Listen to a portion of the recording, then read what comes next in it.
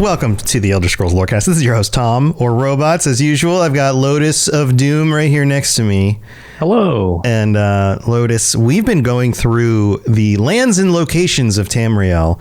And we sure have. We've almost actually literally come full circle to where we started. Nearly. We've been trying to make a full circle. I mean, it's a little wiggly. Yeah, depending upon, the outline of Tamriel. Right, but like Tamriel is based, even the locations, even the places are like a wheel with spokes.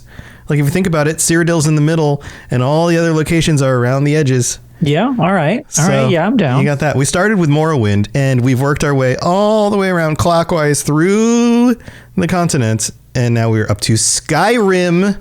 Yes, it's a really unknown region. Nobody's ever been there. No, it's all rumor. There was a myth. very unknown game that came out briefly in 2011.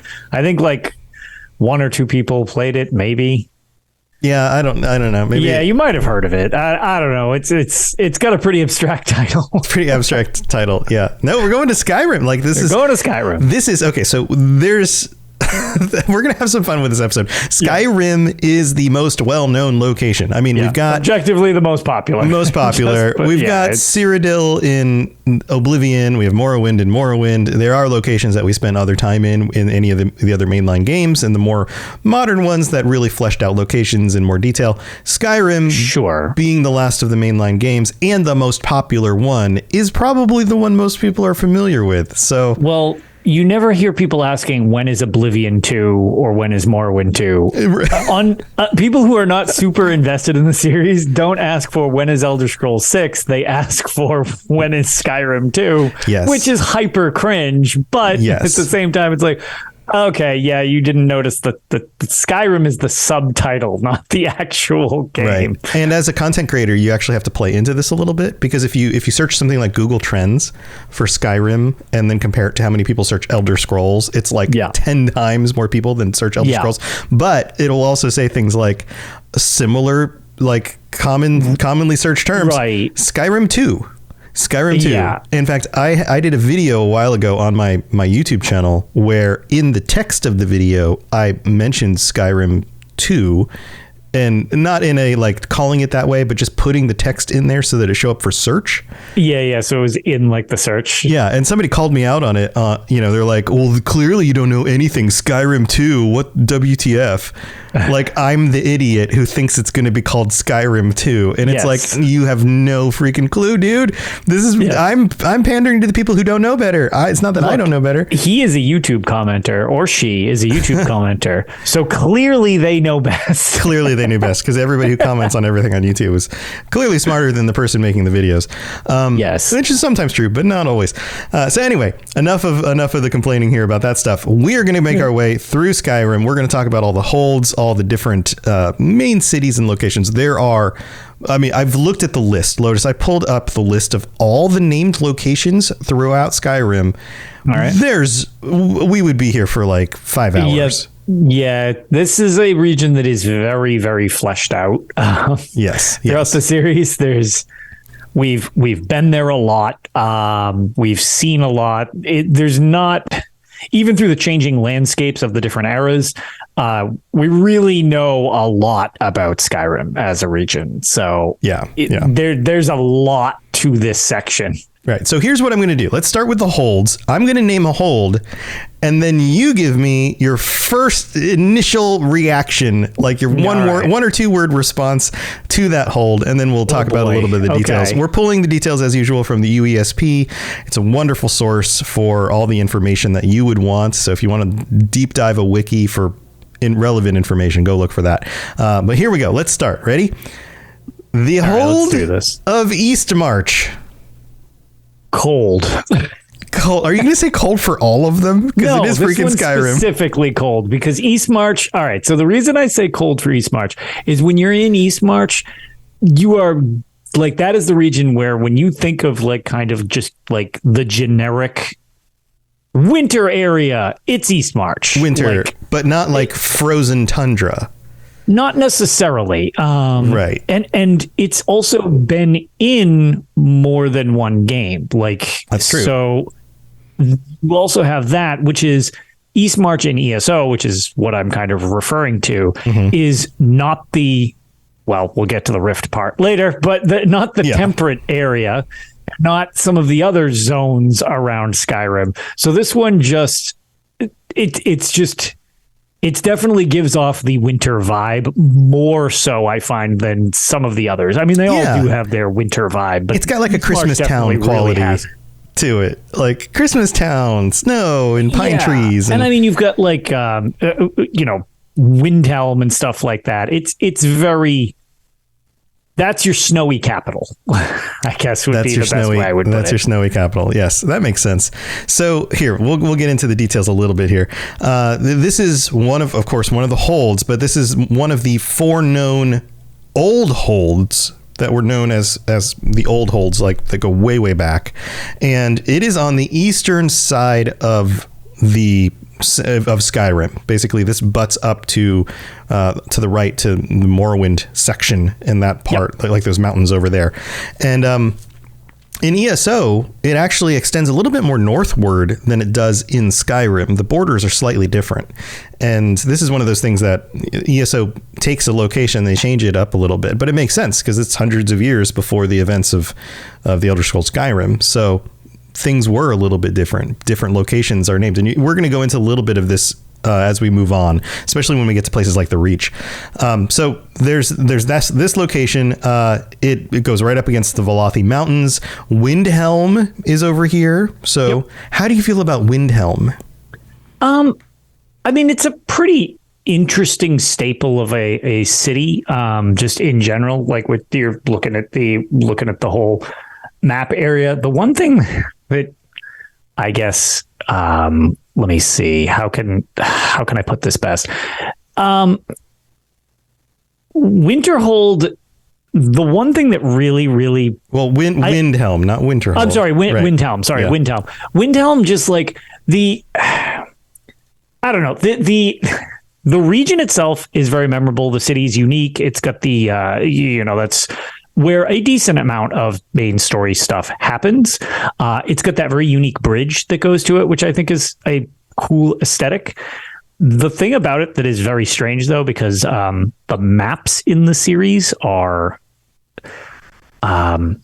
suspect based on they're not all consistent. They're not. Yeah. And this one was one of the first ones that kind of broke my brain when ESO dropped, because it is radically different than that of the game Elder Scrolls V Skyrim. Yes. In the Elder Scrolls V Skyrim, if you go behind the city itself, it kind of is these snowy plains, and you can get to this giant statue of Azura. Right. Yeah, up on the way to Winterhold as you continue north. Yeah. Yes. In ESO, and it's mostly north. It is northwest. Right. In ESO, it's basically the city wall and then an impassable mountain, and that's pretty much it. It's just the end of the map. At that region. Right. And I just remember being like kind of very confused because I love that giant statue. So like I tried to go back. I was like, oh, that's different in this one. It's weird. Not there. You can't go that way. Yeah. Yeah. And so that always kind of sticks out to me as obviously some type of, you want to keep it in lore. There's some type of weird geometric shift or something like that. Or it could have been because they were both, being designed at the same time, and the maps don't entirely sync up from game to game. Yeah. Winterhold seemingly is more west in ESO's map than it is. It seems to be. It seems to be. It seems like it must, but it isn't actually in the map yet because they haven't actually built out that part of ESO. Right. But if they were to, it would appear that it would have to go westward rather than northward, which is a little bit weird. The coastline's different somehow. But, video games, you got to, everything's not going to be identical or perfect. And, there's a big time period. You can come up with some headcanon for it to explain it if it makes you feel better. Maybe that whole part of the continent is all just like floating tectonic plates just shifting all wacky like or glaciers, like it's all actually on glacier, and so it slides over time. Maybe you can come up with some reason. Now this area is interesting for a few other reasons. According to ancient legend, there are hot springs over here, and the hot springs were created when the hero Wounding fought a mighty Daedra and defeated it with a flaming hammer. The hammer's blows melted the Daedra, leaving behind numerous hot springs. I have a feeling that's 100% true.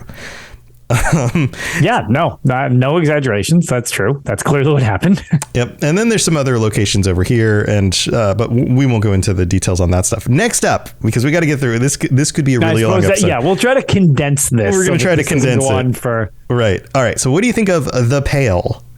All right. The Pale would be the region with like Dawnstar. Am I correct? The Pale. Here, I'll read a little bit to kind of refresh your mind. Do this from memory because the cities matched with the holds they're in. I want to make sure that I got it right. Mm-hmm. Yeah, it looks like. Yeah, Dawnstar is the northern part of the to Pale. Anybody wondering why I'm looking to the side, if you're watching the video, I have a map next to me. He's pulling up the map. I'm not just thinking against a wall. Right. So the Pale or Pale Hold is named for both its pallid tundra and the pigmentation of its Nord inhabitants. Because Nords are pale. I also feel like that this would be a great name for like a very northern based horror film.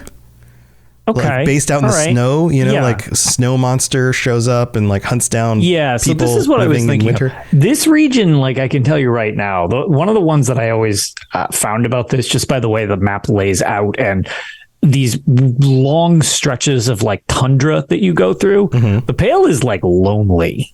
Same thing with Dawnstar. It's not overly inhabited like some of the other holds and stuff like that. It's a lot of stretches of like cold wasteland almost. So we're going with a word or two to describe something. I would think lonely for the Pale. Yeah, lonely. I guess that makes sense. Dawnstar is even a little town. It's a hold. But by comparison, it's much smaller. Right. It is. I mean, it's a major. It's a city, I guess, but it's much smaller. I was going to say it also has a highly suspect Elder Scrolls travel game based on Dawnstar. Yeah, highly suspect. That's true. So there are some waterways around here. It's kind of this middle area that's just between a number of the other zones up on the northern side of the map. And Dawnstar is the main city location over here. Yeah. All right. What about Winterhold? Let's move a little bit to the east. We're at the top right side of the map. School. That's what you think of. So I do. It's the college is the most prevalent thing from the region, as well as the town around it. But you kind of think of like the whole magic college, the arcane, all of that stuff. That's I would think the big go-to. I mean, it is where I made mention of it being cold and snowy earlier. This place is like a death trap where it seems like, it's literally collapsing and stuff like that. But at the same time, it's the college is really the main focal point, I think, of this hold. Yeah, I agree. This is the tundra, most tundra-like section on the map. Everything's white and icy. And you have the city up there of Winterhold is not much of a city. It's like 4 buildings or something. Yeah. It's maybe a really dilapidated place. It is and they even talk about it when you go up there. People are like, "Yeah, we've come on hard times." They talk about why nobody lives there anymore. But the college is up there, and the weird structure that the college is on that somehow hasn't toppled over yet. Give it time. Yeah, it seems like it's being held up by magic. So yeah, that's all on that side of the map. Then we have here. Let's move a little bit back to the west again. Let's go to Hjalmarch. Poor swampy. I don't. Poor and swampy. Yeah, poor and swampy. We continue west of the Pale, and we end up at Hjalmarch. Before we get to Solitude, this has got to be the swampiest part of the map. Yeah, it's and not swampy as in like black marsh swampy. Like there are swamps and moors and bogs floating around, but you've also got that very unpleasant like trudging through the woods in late fall or late autumn if you have that season, or early winter where it's just like, yeah, things aren't frozen, but everything is just miserable and wet. It's just wet and cold, but not quite frozen. And cold and damp and yeah. That's what I would say. That's Hjalmarch in a nutshell. Yeah. So the only main settlement here is Morthal, which, as Rob the Princess says in chat, spooky ass lots Morthal. Of ghosts. Lots of ghosts. Yeah, this area ghosts is kind of woods. The most haunted kind of feeling region too. Like if you were to film, like a found footage horror film, It would be You're going to go to Helmjot. Yeah. Yeah, it would be in like the woods and the swamps of Hjalmarch. I would agree with that. Yeah. So also Labyrinthian is over here, which is a very fancy location. Also kind of, I guess, keeping in line with Labyrinthian's kind of freaky in and of itself. So continuing on Rob's kind of point of the unsettling ghosty bit, like it's got an unsettling vibe in Labyrinthian. Yeah, this is an ancient Nordic ruin which contains lots of secret-y, magic-y stuff that you do in the playing through of some of the quest lines, like the college, which we mentioned. Spooky zone. All right, so how about the next one? Hoffinger. Hoffinger Hold. That includes Solitude, right? So Hoffinger is a relatively small mountainous coastal hold in northwestern Skyrim. Its capital is the famed city of Solitude. Yes. All right. So in terms of that, I think extravagant, because I find Solitude completely over the top compared with the Blue Palace and everything like that. Yeah. That feels like an imperial capital type of thing, which is ironic because that's kind of where they're set up shop in the Fourth Era. Well, it makes sense because these other regions are kind of falling into ruin and are obviously smaller cities. Solitude is one of the only locations that, although it's still not huge by like any modern sense of a city, it actually, you walk through it and I mean, there's maybe 24 buildings, which for the scale of games like Skyrim is pretty significant. Right. It's a very fleshed out place. So it also makes sense that a place like this would having the money of the empire behind it would be more fleshed out and built up and less rural looking, even if it's a city, that kind of thing. Yeah, exactly. So that's Hoffinger. It's the top left side of the map, the northwest. And below Hoffinger is the Reach. And the Reach is a really interesting zone because of the history of the Reachmen and all of that stuff. We did an episode on that. Go back and listen to it if you want. Right. How do you feel about the Reach? I actually really like the Reach. The Reach is, I don't know, temperate forest galore here. And the main thing that I like about the Reach, which I don't know how to condense this into a word other than just saying Markarth with like an exclamation point, is that city is so unique, whether you love it or hate it. Yeah. So Markarth, really unique. The main city here. Actually, yeah. Rob gave me 3 words to work with, which I would like to actually go with. Banjo strumming furiously. Boom. All right. I am on board with that. The Reach people, the Reach people are the equivalent of like, I don't know, rednecks out in the bayou or something. Like what is going on here? I just feel like, it's very witchcrafty, as Outlander Frog mentions. Markarth is also one of my favorite cities as well. Now, what is it about the city? Obviously, it's very unique. It's very unique. And I love the way that the waterfalls and Dwemer ruins are built into the city itself. Mm-hmm. It gives it such a unique feel compared to even some of the other ones. It's like the Nords just kind of moved into an already existing location and then just modified it to make it theirs. I really like that. It's very, very striking visually type of thing. And because it's more of like, as a city, it almost comes across as more of a fortress. Yes. Because of how it's built. Yeah. So you get very much like the outside elements kind of slamming up against this like wall that has been built into the literal structure of the mountain. So it's very, very unique looking compared to some of the other cities. And I'm a huge fan of it. I think it's really cool. Yeah. Navigation it is a cool place. Can be problematic for people. Well, especially in ESO. It feels even more windy for some reason. Yes. In ESO. So these regions, the regions in the Reach side of the map, Solitude all the way down to the Reach, also exist in ESO because they were part of the what was it called? The Grey, what's the name? I lose words too easily. Greymoor, the Greymoor chapter included Western Skyrim, which includes... Correct. And then you got Markarth as literally the 4th quarter DLC. So it was Right. Which was more than just literally Markarth, but it was that region that we're talking about. It's the Reach. Right. Now, this also plays into a historic hold called Carthald, which exists in ESO because it was during the interregnum when sections of the Northern Reach broke off because of the Reachmen taking control of the area, and then it was no longer being part of like one of the holds of the rest of Skyrim. And so Carthald was kind of this temporary hold that existed just for a little while in the northern part of the Reach. Right. So, which is good because I thought I was totally like losing my marbles. You're like, I don't remember Carthald. Why don't I remember this? And then it's like, oh, right. It was just a temporary thing. Temporary thing during the second era, during the events of ESO. And there's a whole storyline that goes on along with that, which is part of why you should go and play Greymoor, which I've been streaming. I've been streaming this live. I was actually doing some of these regions. We were just talking about that. Yeah, I was doing some of these regions earlier today and got to some of these fun quest lines with some of the Nords. So, I guess the word for Carthald would be forgettable then. Carthald, forgotten.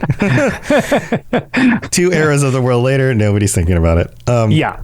But hey, come hang out with me during my live streams if you guys want to see some ESO content. Especially if you like the story stuff, because that's more your forte. I'm on a quest to get through all the quests in the game. I'm a monumental quest. Yes, I'm 1016 quests into the game of 2271 total, so not even halfway done, but we'll see. I'll try to get through all of them. All right, let's move on because we have a few more. There's Whiterun hold. What do you think about Whiterun? Whiterun is just straight up the most popular, like just popularity. That's everybody knows this place. It's the first kind of place you set foot in.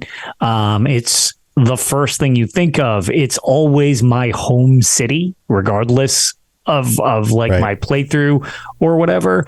I always snag Breeze home the second I get a chance. It's where your journey kind of starts. Once you leave, it's the first major place you most likely will go to. And I guess minimal spoilers because I'm not going to go into it, but a lot of really important stuff takes place around Winterhold throughout the main story of Skyrim. Whiterun? Whiterun. Sorry. Yeah, I get all the W names confused. I know. If you couldn't tell, so do I. The thing about Whiterun that I find so interesting is it's a big hold. It's a big region. Whiterun's kind of at the center, and then it's in between all these sections of mountains, right in the middle of Skyrim. Right. But most of that area is like giant camps. Right. Giant set up all around. And caves, and that's about it. Old homesteads with ghosts and like things like that. But otherwise, it's just this very central location. Some of the time, if you're not fast traveling, you find yourself running through because it's in the center of the map. Because it's your central point on the map in game. And again, oftentimes you literally need to go there for varying quest reasons. Also, it's, they've got the companions there as well. So it's like there's a major guild faction you can join, which is part of, the Elder Scrolls 5. I want to just say Skyrim, but that's weird just because we're discussing. It's a place. So it's just the name of a game. Say Elder Scrolls 5. It's not in Skyrim 2 yet. Yeah, we haven't made it to Skyrim. But it's really just, I can't imagine that there is any place that most people spend more time in than Whiterun Hold, especially if you're going back to the main city. Yeah, if you're going back to the city to like shop or craft things or whatever, it's got everything right there. It's like a centralized hub for whatever you're doing. Yeah. Also, the main storyline, in the main quest storyline, you come back there for some very important reasons. Yeah, in Whiterun, more than once. So it is clearly the center and the hub of so many different things that you do in the game. All right, so let's move on to Falkreath. Falkreath is this one I had earlier. I had mentioned Lonely. Falkreath always strikes me as very sad just because of its well-known graveyard. Okay. That's always the thing that stuck out to me the most.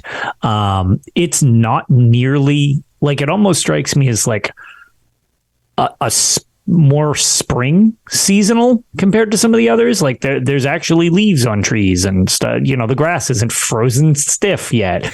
I think forest when I think Falkreath. It's very all foresty. Very foresty. It is. It's very foresty. But the thing that's always stuck out to me is the graveyard. from Falkreath, which is, obviously in game world terms, it's rather small looking, but it's supposed to be it's just massive graveyard. So it's just like, it's got this sad aura to it, and it's definitely one of the less populated zones as well. So it just feels like it's one of those things that it's like a lingering thing of like, oh yeah, there's all these fallen people here. It's like, woof. Yeah. Well, this is a place with a lot of history, especially by the Fourth Era. Falkreath is also interesting because it does kind of shift over time between being a Skyrim hold and part of the Colovian Estates, because it butts up against the southern part or the northern part of Cyrodiil, which is tied to those, like, I don't know, that it's not a lineage, but the houses, the Colovian families and all of that stuff that goes on down there. So that's that part of it. Okay, so let's move. We're in the southern part of Skyrim. We're coming down around the left side. Let's continue back over to the east.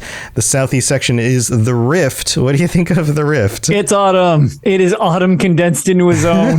It's the autumn zone. Yes, it's autumn zone. So I always think of the Thieves Guild because of because it's so ingrained in that area. Yeah. But yeah, as somebody who lives in New England, it is basically our entire autumn season just as a zone. It's like permanently fall there. You get some really unique colors and stuff like that. And as somebody who lives through that season once a year, it really captures that feeling. As somebody who doesn't have that season ever where I live, it's also very engaging for me to enjoy it because I don't get it here. Like Florida has like summer and not summer. Right. That's it. We get 2 seasons. Right. So it's like I feel they really did that very well. And yet, to your point of the Thieves Guild thing, Rift in itself, just straight up dirty. That canal, it's just like, it's got this grimy vibe to it, what with the seedy underbelly going on. It's just, you got all the corruption from the Blackbriars over there. Mm-hmm. It's just like, it's got a smell under all that, like that waterway. They've got all those places like tucked in underneath. There's no way to get that dry. I mean, come on. Yeah, it's probably just humid all the time. It's just humid under there all the time. Yeah, it's humid. Everybody's stinky. The cistern, like they literally have the ratway, and it probably just smells like a toilet the whole time. Yeah, oh boy. Yeah, it's just gotta be stinky. All right. Well, so we got the Rift with Riften in it, and there's a few other locations in there, but you're all probably very familiar with these places. Then there's Solstheim. How do you think about Solstheim? Solstheim, this one I don't even know how to really stay in lore necessarily, because I just think of it as an expansion all the times. Like, it always seems like an expansion. Mainly because it's always an expansion. It always feels, you have to leave the main map to go there. It legitimately feels like just like going to another place. Yeah. But like, as Outlander Frog brought up in chat, it also sounds like Mirac because you have the Dragonborn expansion. Mm-hmm. But it's this weird crossover thing where it's part Morrowind, part Skyrim. Yeah, and then you've got like the Skull and like these other creatures that don't exist anywhere else. Yeah, it's very unique. I like it because each of the expansions, the other expansion, of course, being from the Elder Scrolls 3 Morrowind, they're good. Like, they're really fun expansions. Like, I like them, but it always does seem like kind of like an addition to what's already there, and that's kind of just all I view that place as. But it's weird because again, it's kind of half and half. Like, it's also mostly like rural, not rural, like just non-inhabited. It's a lot of wilderness. A lot of it is. Yeah, a lot of it is wilderness. It's just wilderness. It's kind of on just chunks of it that it's inhabited. The rest of it's just kind of like, not wasteland, but it's just like you said, it's just uninhabited. So it's just, wildlife everywhere. Yeah, or tundra when you get to the north part of it, or just forested areas with maybe a few caves, but still not people, like Reeklings in them and stuff like that. Right. So yeah. All right. It's a few other little minor locations, and then one big one. Bleak Rock Isle. Bleak Rock. All right. This is another location. This is technically it's in Skyrim. Yeah, it is a starter zone for ESO. It's a tiny little island. It's just kind of funny that it's listed as its own specific thing. It's not really a hold so much as it's just that's what I was location. about to say. Is this a hold? I mean, it's an isle. Like it's a little island. Solstheim isn't a hold either. It's just an island. That's true, but it's at least big enough that I could see it classified as like comparable. Bleak Rock Island is this nubby little island. Like it's nubby. You could basically say Bleak Rock is like an addendum to Solstheim, and it would be acceptable to me because it's like it's just kind of there. It's just one of these little offshoot islands type of deal. Right. But yeah, it's very small. It feels kind of like they're just trying to make an outpost there because that's honestly really all that's kind of there. There's like some crypts and that, but for the most part, it's just sort of this just like small little outpost of some people for the Ebonheart Pact during the time of ESO. And that's kind of the extent that it's there. It's a training island to kind of show you the ropes of the game. Right. With a few little places to go and a funny little story about this little guy in a cave that has a funny voice, and you'll have to go play it. What about Ice Reach? This is another little minor location. I was going to say, that's a very minor location. Okay, it's a really fun dungeon because that's all it is we've seen in game. It is a fun dungeon. I guess if you enjoy the dungeons in Elder Scrolls Online, Ice Reach is a rather fun one. The visuals are cool. Like it's got this really kind of, I mean, it's all very Nordic, but the lighting and the snow and the way the buildings look like. That one seems highly suspect. Yeah, it's not a hold. It is not a hold. It is a location. It is a minor island that we have been to, so it is on the list. All right. I guess it just felt that it should be included, which it is part of Skyrim, so sure, like toss it on. Right. But it's kind of funny. All right. So one more, Blackreach. Which is a huge expansive zone underneath Skyrim. Yes. And we don't need to go in super detail here because we may want to do another episode just on Blackreach. We should probably do an episode on Blackreach because it started as a dungeon. Well, it's basically a giant cave network underneath Skyrim. And was expanded on in ESO because originally we thought it was only under the eastern part of Skyrim, but it turns out that parts of it are actually underneath the western part of Skyrim as well. Right. So it's bigger than we thought. It's bigger than we thought. And it's also just like, it's got so many hidden little neat things down there. And a dragon. Somehow got underground. And Crimson Nirnroot. Yeah. But no, like the idea of Blackreach itself, whether you want to just talk about the Skyrim version, if you want to just talk about the Elder Scrolls 5 Skyrim version, or whether you want to talk about it as a whole, including Elder Scrolls Online, it's pretty neat because it's just like, it's honestly, it's daunting because it is so big. It's dark down there. And when you first go down there, there's tons of entrances and exits. So almost everybody, when you go down there, you start exploring around like you would anywhere, and it just keeps going. Yeah, you think it's like a little cave or something at first. Right. You're like, oh, this is another cave. It expands more and more. And then you get lost down there and you're like, this is not just a cave. This is huge. This is a world under my world. What's happening? Right, which is amazing. It's amazing that they included that. Also, Rob points out that there's a big castle. So on the western side of Blackreach, in ESO, there's a big, gigantic vampire castle underneath the ground. So there's some really cool stuff down in Blackreach. So yes, the expansion of Blackreach made it a little more of like a mining town. In ESO, which is kind of neat because it's obviously another portion of Blackreach from the part you find in the Elder Scrolls 5. It's also much prior back in the timeline, so it's actively being like burrowed into to mine and discover stuff, and like it's literally got like underground encampments. It's pretty cool. Yeah, it is cool. I like the way they fleshed it out in Elder Scrolls Online actually quite a bit. Yeah, and the lighting, it looks lighting's really awesome cool. down there. Yeah, the glowy mushrooms and all that stuff. Yeah. Very, very cool zone. Definitely worth checking out. Well, tell you what, we're going to take a break. We're going to go thank our patrons, and we will be back to discuss more about Skyrim, so don't go anywhere. This is Miss Mora, Dragonborn, and you are educating yourself to the Elder Scrolls Lorecast. All right, so here we are in the middle of the show. This is where we get to thank our patrons for being awesome and helping to support the show. And I have to shout out some new patrons, Jordan H. and Glenn. Just Glenn, no last name, just Glenn. Thank you to both of you for supporting us.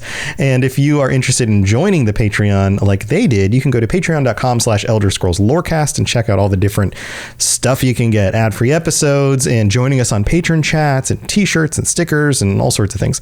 So go check that out. Also, we have to thank our Daedric Princes, Jacob K, Kira C, and Noodle Al Dente, our Daedric Prince tier patrons, because they get shout outs every week.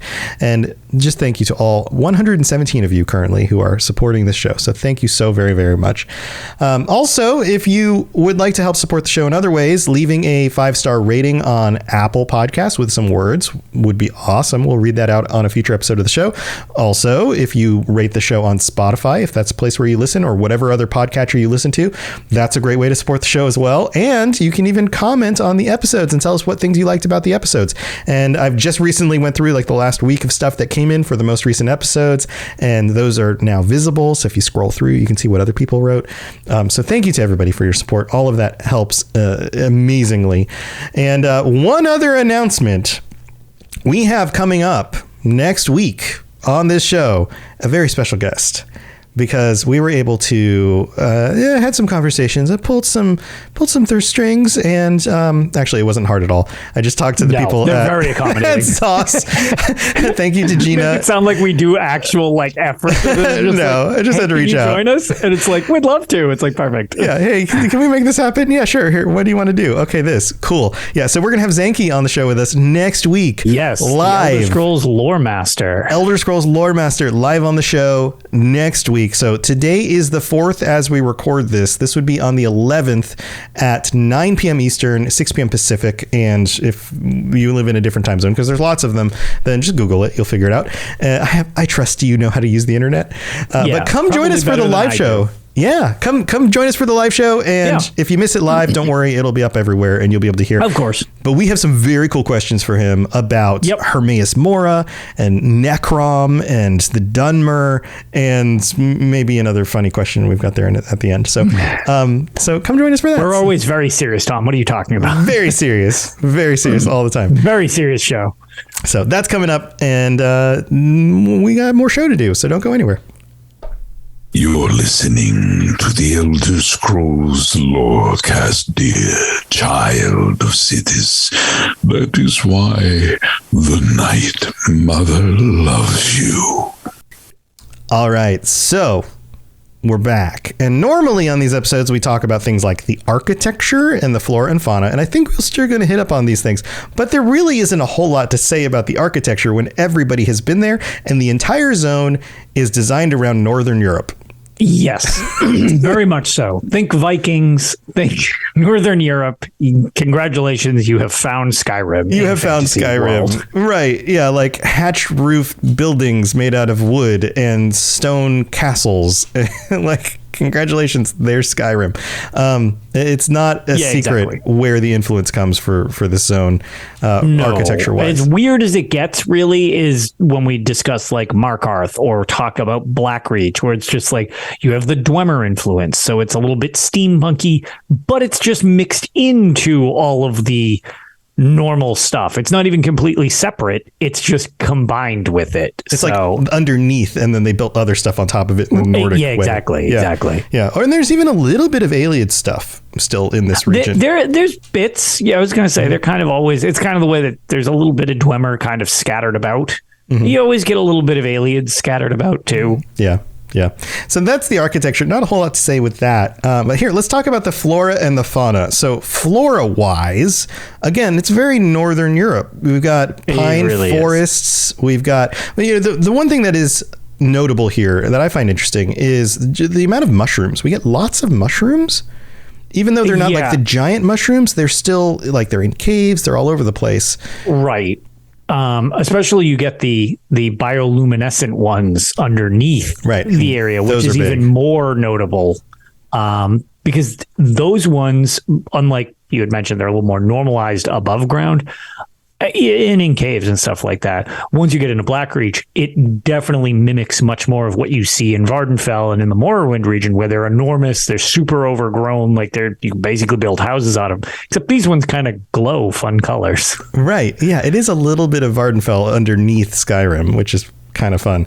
And then this is interesting. The UESP notes tundra cotton being a very specific kind of thing that is found in this area, which is used for making potions, but also many of the fabrics used for clothing for the people of Skyrim. So they actually have their own type of cotton. When you think of cotton, you don't think of northern frozen forms of the plant. It's actually quite the opposite in real life. Right. You think of like the American South and all the cotton farms and all of that.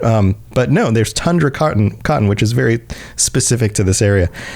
So moving on to fauna, we're all, again, very familiar with many of the different things running around. Horkers, ice wolves, bears, a lot of horkers, slaughterfish. Which is a great creature, by the way. I feel like the only fish you ever see are, I mean, I guess there's the tiny little fish that are like these, they're not, I mean, it's almost like they're just a texture in the water. They're not even much of anything. I mean, other than the joke that they added fishing to the Elder Scrolls Skyrim,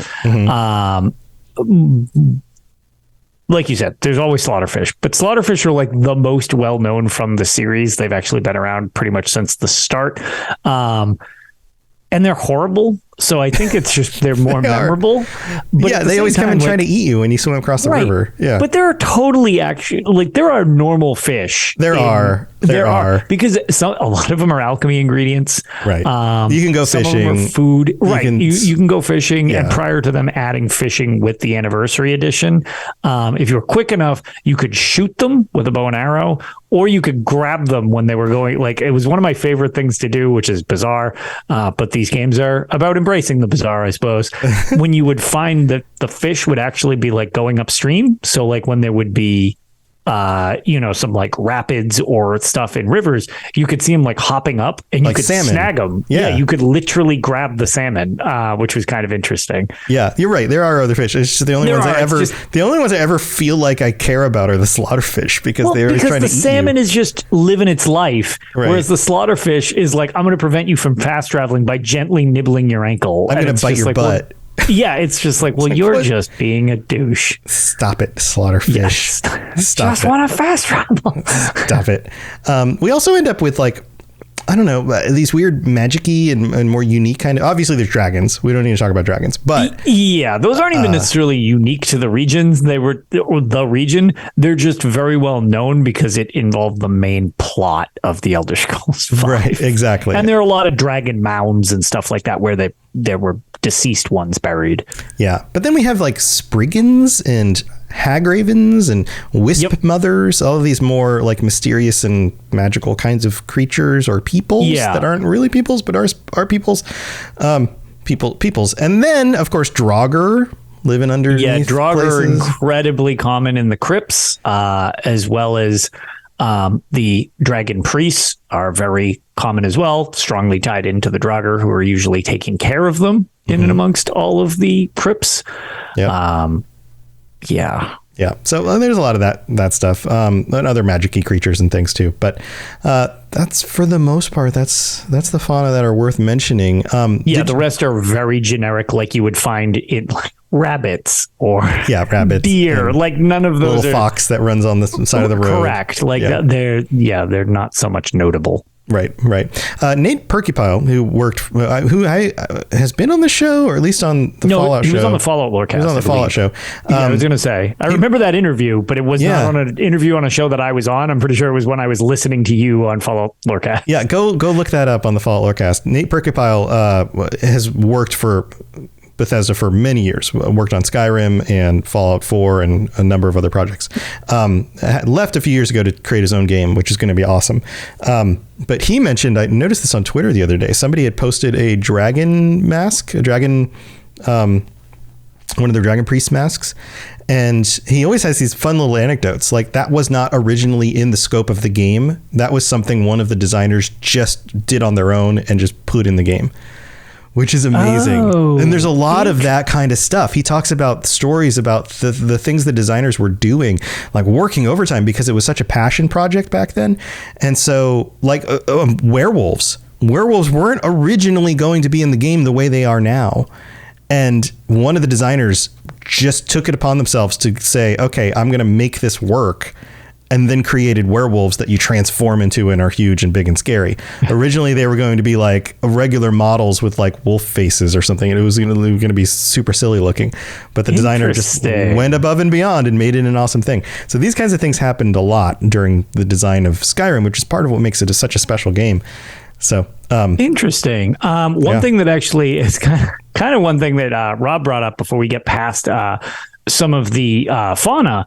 It's kind of worth noting specifically, and I'm glad he brought that up because I didn't really think of it at first, was when you go to the Vale, which is more of an isolated section for quest stuff, it's actually more unique where it's very reminiscent of what you would find down in Blackreach, except above ground. So some of it kind of, I guess, leaked, for lack of a better word, into the overworld. And it's very unique to just that area. But some of the stuff we had talked about with kind of like the mushrooms and stuff like that. But then, some of the creatures that you've got, they're above ground. And actually, to that point, one thing that we didn't specifically mention, mainly because it's, I guess it's what I guess you would qualify it. They used to be snow elves, but the Falmer, yeah, they're pretty well known for being Skyrim. That's a very Skyrim type of enemy. It's true, and we did an episode on them. To not mention that, yeah, and how sad they are, and how creepy they are for the people living when they're coming out of the underground an areas. Episode on all of that, but it just kind of maybe worth noting that absolutely, and that all these the end of the show is apparently all of the things that I want to make sure we mention. Go for it. Pile. Yeah, I mean we're at the end, so anything else you want to know? So we've covered the main stuff, but this is actually I wanted to just confirm before I threw this out here. Jonah Loeb, I believe that's how you pronounce his name. I've actually never heard him pronounce his name himself. I've only ever read it, but he was actually one of the artists for The Elder Scrolls 5. I chatted with him on Twitter a decent amount. I actually won one of his giveaways before I was involved with any of this. That's awesome. And he did a custom print for me, which I actually have in a frame over the side of my room, so I can't show it. But he's a fantastic artist. And the giant in Skyrim is actually a version of what his father looked like. Oh my God. That's hilarious. Yeah, it's modified, and he's made it well known before. So look up Jonah Loeb on Twitter or just Google him. He's not hard to find, but he's some of his artwork is really, really cool. And some of the little tidbits, what the armor says, in dragon script and stuff like that. It's oh, that's just my name. So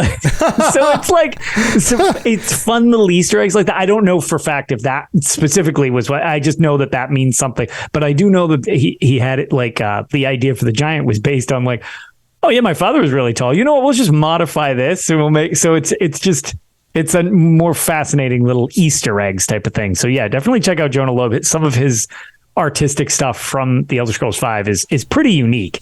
That's awesome. That's awesome. That's a really cool story.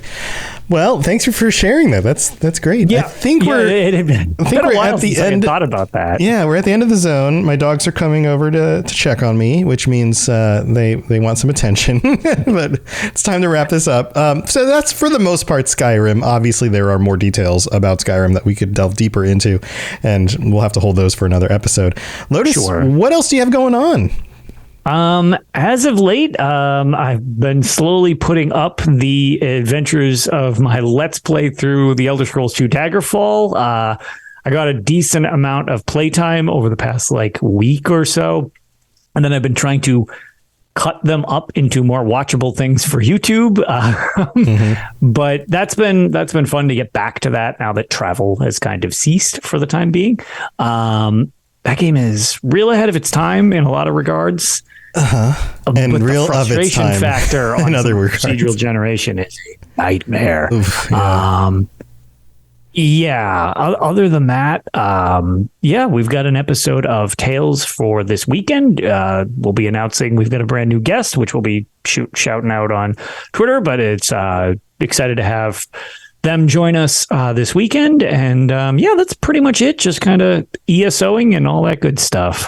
Awesome. Yeah. And me too. So we stream this. I didn't mention this earlier. Twitch.tv/robotsradio is where we live stream this. So if you want to join us next week to talk to Zanky, the lore master for ESO, then come over there. That's where we do it. Also, that's where I will be playing games like ESO and getting through some of the quests and stuff. So if you want to hang out with me, the reason I do this is not because I'm going to be some big streamer ever. It's never going to happen. It is all for the community. We've talked about this before. The vast majority of our listenership is on other platforms, but it's fun to have this as a live thing for those of you who are able to come join us and want to chime in.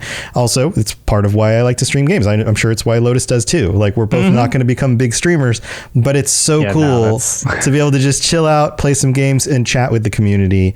And so if you have any questions, want to talk about lore or whatever, or podcasting, just come on over and hang out. So those gameplay stuff will be at random times. So follow the channel, keep an eye out, turn on notifications maybe, and then you can join us. Also, I've got a bunch of shows at robotsradio.net, and then we have a bunch of shows from both me and Lotus, and then a bunch of other hosts as well. So go check that stuff out. And we'll be back next week with a really awesome episode. So I hope you are all excited about that, and we'll see you next time. So stay safe out there and spend some time wandering around Skyrim again. It's an awesome game. All right. We'll see you all later. Bye, everybody. Thanks for joining us. We'd love to hear from you. You can reach me on Twitter at robots_radio or Lotus of Doom at Lotus of Doom. Also, you can join us on the Robots Radio Discord channel. You can easily just search Robots Radio Discord on Google or check the description underneath the podcast. Also, this podcast is recorded live every week on Thursday nights, 9 p.m. Eastern, 6 p.m. Pacific on the Robots Radio channels on Twitch, YouTube, and on Facebook. So just search Robots Radio on any of those platforms. Come join us. We'd love to chat with you while we record the show, or before or after. Either way, just come hang out with us. And if you're looking for more information about my shows and the shows on the Robots Radio Network, go to robotsradio.net for all the information about all the shows on the network, including the Robots Radio Rocket Club, where I help both new and existing podcasters to grow their shows, build their audiences, and create the best podcasts they possibly can. All of that at robotsradio.net. We'll see you next time.